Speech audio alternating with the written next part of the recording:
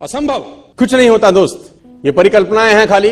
और मैं आज तो आपको बहुत ईमानदारी से और 12 साल के तजुर्बे का निचोड़ निकाल के बता सकता हूं कि इस दुनिया में असंभव नाम का कोई शब्द होता ही नहीं है। इंसान कभी भी चंद्रमा पर नहीं पहुंच सकता, पृथ्वी विज्ञान की अधिकतम सीमा है। डॉक्टर ली दी फॉरेस्ट मशहूर वैज्ञानिक हुए, बहुत बड़े साइंटिस्ट हुए। एक स्टेटमेंट इन्होंने पास किया 1955 के अंदर, 1955 He passed a statement कि इंसान कभी भी चंद्रमा पर नहीं पहुंच पाएगा। It is impossible for a human being to cross Indian globe, earth globe, और पृथ्वी विज्ञान की अधिकतम सीमा है। लेकिन किसी बहरे ने इस बात सुना नहीं और पहुंच गया एक आदमी अपना बस्ता उठा के, जिसका नाम था इन 1969। और उसके बाद तो स्पेस जर्नी ऐसी हो गई जैसे आप और मैं अभी पतिया और बैंकॉक चले जाते हैं। लॉर्ड केल्विन बहुत बड़े साइंटिस्ट हुए, उनका स्टेटमेंट आया कि सिर्फ पक्षी उड़ान भर सकते हैं, हवा से भारी मशीन का उड़ान भरना असंभव है। इट इज इम्पॉसिबल कि हवा से कुछ भी भारा हो और वो उड़ सके, क्योंकि ग्रेविटी उसको गिरा देगा। लेकिन तमाचा मारा इन लोगों ने, तमाचा मारा और लिख के दिया कि हमने साइकिल के स्पेयर पार्ट से इंसानों को पक्षी बना दिया। साइकिल के स्पेयर पार्ट से इंसानों को पक्षी बना दिया। 16 साल लगे राइट ब्रदर्स को जहाज का निर्माण करने में। लेकिन इन लोगों ने उसकी बात नहीं सुनी कि जो कहते थे कि वायु का सिद्धांत तुम्हारे विपरीत है। ये बात भंवरे को कही जाती थी कि भंवरा वायु के सिद्धांत के कारण कभी जीवन मोड़ नहीं सकता, क्योंकि उसके पंख उसके शरीर से हल्के रहते हैं। लेकिन भंवरा साला किसी स्कूल में गया नहीं आज तक। माई doctor told me I will never walk again. मेरे डॉक्टर ने मुझे कहा कि तुम कभी चल नहीं सकोगी। My doctor told me you will never walk again. My mother told me I would, and I believed my mother rather than doctor. Wilma Rudolph एक ऐसी एथलीट हुई जिनको पोलियो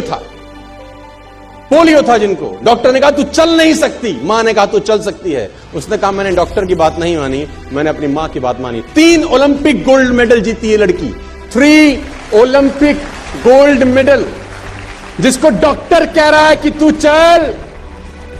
लेकिन मां क्या बोलती है? मैं आपको उदाहरण देना चाहूंगा सर।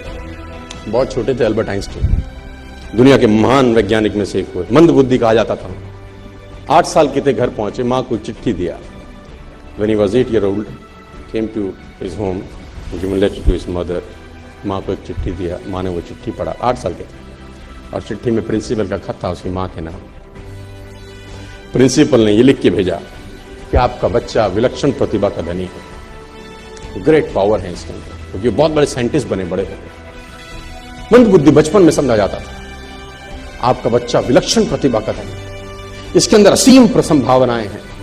तो हमारा स्कूल, हमारी मैनेजमेंट, हमारी फैकल्टी, हमारा टीचर इस लायक नहीं है कि हम आपके बच्चे को अच्छी शिक्षा दे सकें। तो it's better for you to take care of your सन।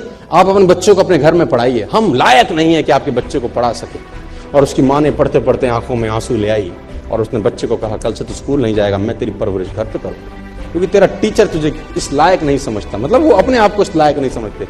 बच्चा खुश हुआ, मोटिवेट हो गया और लग गया। उसकी मां का निधन हो गया। वो अल्बर्ट आइंस्टाइन बहुत बड़े साइंटिस्ट हो गए। अल्बर्ट आइंस्टाइन जब बहुत बड़े साइंटिस्ट हुए तो मकान शिफ्ट कर रहे थे अपना, और जीवन का सच्ची घटना वो अपनी ऑटोबायोग्राफी में लिखते हैं कि जब मैं मकान शिफ्ट कर रहा था तो एक ड्रॉस के अंदर मुझे वो व्हाइट कलर का पेपर फोल्डेड अवस्था में मिला। मुझे समझ नहीं था कि क्या है। मैंने उसको फोल्डिंग अवस्था से मिट्टी को हटा के जब खोला तो वो उस टीचर का लेटर था जो बहुत साल पहले टीचर ने मेरे हाथ में दिया था और मैंने अपनी मां के हाथ में रखा था। अब वो बड़ी उत्सुकता के साथ उस खत को पढ़ने लगे। जैसे उन्होंने खत पढ़ना शुरू किया और वो जार जार होकर रोए। उसमें लिखा था कि तुम्हारा बच्चा मंदबुद्धि है, ये हमारे स्कूल के लायक नहीं है, इसको आज के बाद हमारे स्कूल में मत भेजना, इसकी परवरिश खुद किया। मां ने उल्टा पड़ा कि नहीं, ऐसा नहीं है, तू सब कुछ कर सकता है, तेरे हाथ पास पावर है, तेरे में प्रतिभा है, यू कैन डू वंडर्स। दोस्तों, इस दुनिया में किसी